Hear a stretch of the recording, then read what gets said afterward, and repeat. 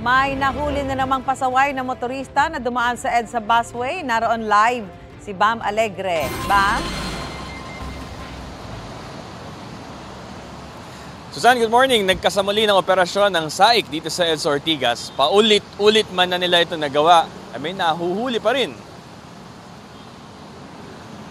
Mataas man itong EDSA Ortigas flyover southbound lane, hindi rito makakalusot yung mga motorista na gustong gamiting shortcut yung EDSA bus lane. Dahil pagdating nila sa baba, may nakaabang na mga operatiba ng Special Action and Intelligence Committee for Transportation o SAIC.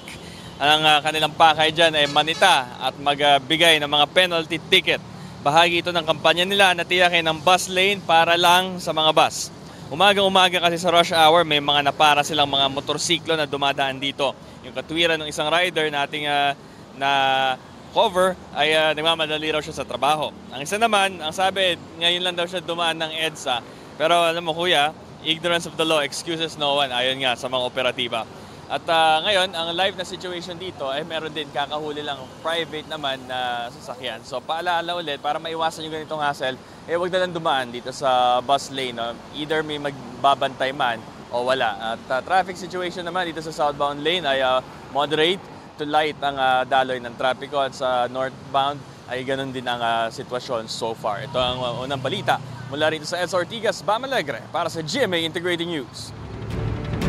Mga kapuso, para una ka sa mga balita, mag-subscribe sa GMA Integrated News sa YouTube. Sa mga kapuso abroad, subaybayan niyo po kami sa GMA Pinoy TV at sa www.gmanews.tv.